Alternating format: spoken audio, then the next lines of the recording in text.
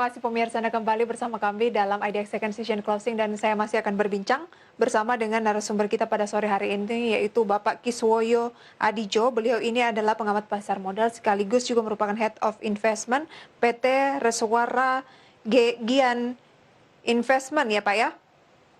Ya, PT Reswara Gian Investa. Oke, PT Reswara Gian Investa pemirsa. Pak Kiswoyo, saham pilihannya hari ini apa saja Pak?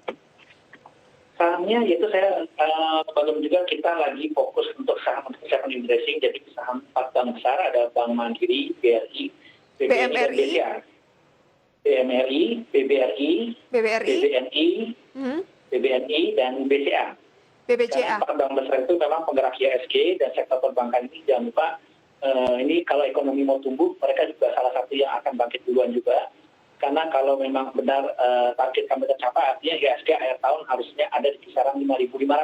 Dan untuk menggerakkan IHSG ke sana butuh 4 saham bank besar ini sih. Oke. Mengapa lebih ke banking semua ini Pak? Blue chips? Ya, karena itu pertama kami lihat bahwa bank-bank ini masih murah. Yang kedua juga kami lihat bahwa kami percaya IHSG harus naik di akhir tahun ini dengan optimisme bahwa awal tahun depan pertumbuhan ekonomi Indonesia akan di atas 3%, minimal 3%, plus 3%. Dan yang bisa membawa IHSG naik sampai ke level 5.500 ini di akhir tahun ini adalah saham-saham perbankan. Oke. Karena memang kalau kita lihat konsumer itu sahamnya sudah pada tinggi. Kalau perbankan itu masih pada murah. Gitu. Bank Mandiri, support resistennya seperti apa Pak? Kalau kita lihat Mandiri, memang hari ini sudah naik tinggi.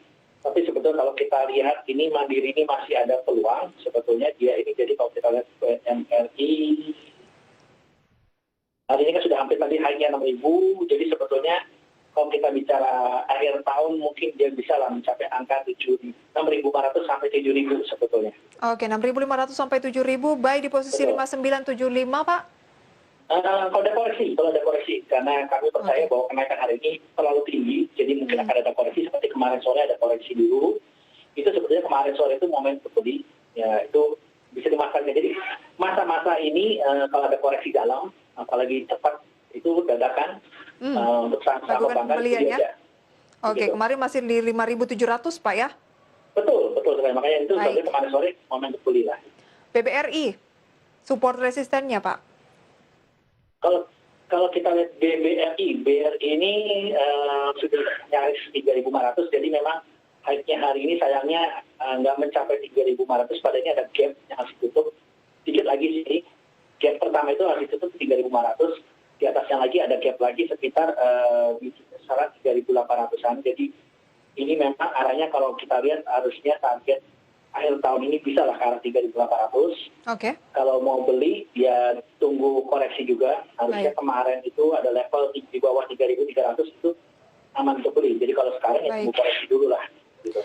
Jadi sebenarnya ini rata-rata bukan buy ya Pak ya, buy on weakness.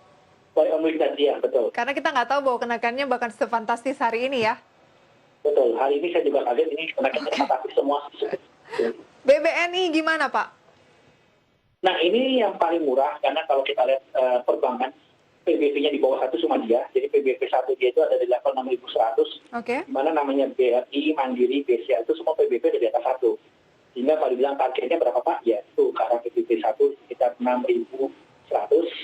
Jadi kalau BBNI ini memang udah naik tinggi, hari ini 4.800. Kalau mau beli, saya bilang kalau buat invest itu di harga 4.800 masih tidak ada masalah.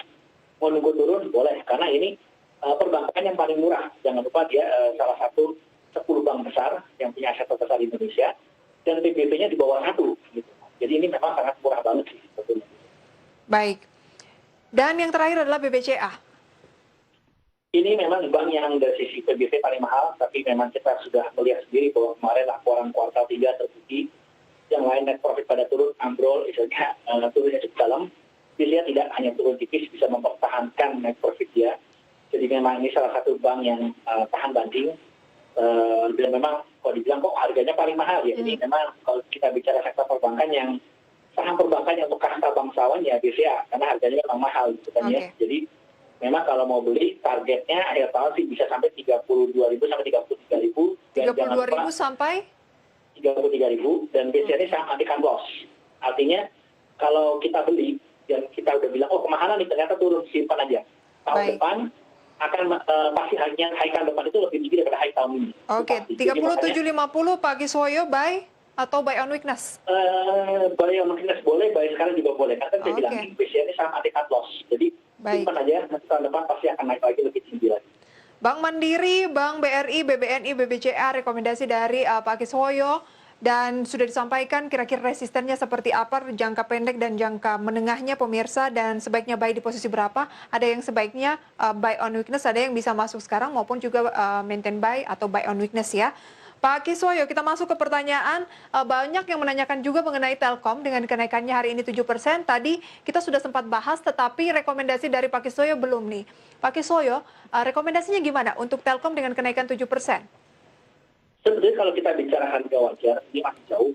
Itu jauh di atas 3.000, dia harga wajar bisa mencapai angka 3.500. Cuma memang sentimennya, mereka kita semua lagi menunggu 5G ini kapan akan diterapkan di Indonesia. Karena memang kalaupun kita bicara perusahaan industri telekomunikasi yang paling efisien, paling menguntungkan, paling besar, ya Telkom. Gitu. Jadi Baik. memang ini menarik, dan memang yang kita lagi tunggu lagi adalah IPO anak perusahaannya kita Telkom. Kalau jadi IPO, itu akan menjadi perusahaan menara BTS terbesar di Indonesia mengarahkan TOWR. Baik, Jadi berapa memang, support resisten untuk Telkom Pak Kiswoyo? ya sebetulnya kalau mau beli di harga sekarang mungkin tunggu koreksi juga. Tapi di bawah 2.700 sudah boleh beli sih. Syukur-syukur kalau bisa dapat di bawah 2.600. Karena memang target terdekat 3.000 sampai 3.500. 3.000 sampai 3.500. Itu dia rekomendasi untuk Telkom, bisa cicil beli gitu ya. Betul. Ada pertanyaan dari Ibu Lilis di Jakarta. Selamat sore Ibu Lilis, menanyakan Telkom dan Antam. Baru saja kita bahas Ibu Lilis mengenai Telkom. Kita ke Antam. Katanya apakah boleh masuk saat ini? Kalau kita bicara Antam ini di atas harga 1.000 ini memang sebetulnya saya sudah tidak merekomendasikan. Sentimennya memang Antam masih bagus karena berkaitan dengan nikel. Terus juga ada industri baterai listrik yang dibilang Indonesia Baterai. Cuma saya lihat dengan harga sekarang sudah euforia terlalu tinggi. Sehingga kalau bertanya pada saya, saran saya sih untuk Antam jangan masuk dulu lah, karena ini udah jauh di atas banget. Sehingga saya daripada Antam cari yang lain aja lah gitu kan. Cari yang lain aja dulu ya. Iya, Harganya betul. sudah kemahalan. Oke, masih ada Antam juga menanyakan dari Pak Edi Basuki di Jakarta, punya di 1.120. Ya, tampaknya baru-baru beli ini. Nanti kita bahas, kita sapa penelpon pertama Pak Kiswoyo. Selamat sore. Selamat sore. Dengan Bapak siapa dari mana? Dengan Pak Bambang dari Bandung. Halo Pak Bambang, apa kabar? Selamat sore Pak Kiswoyo. Ya, sore Pak. Ya, Pak Bambang ingin menanyakan saham apa? Ya. Selamat sore Pak Kiswoyo, mau nanya support resisten bank tabungan BTN.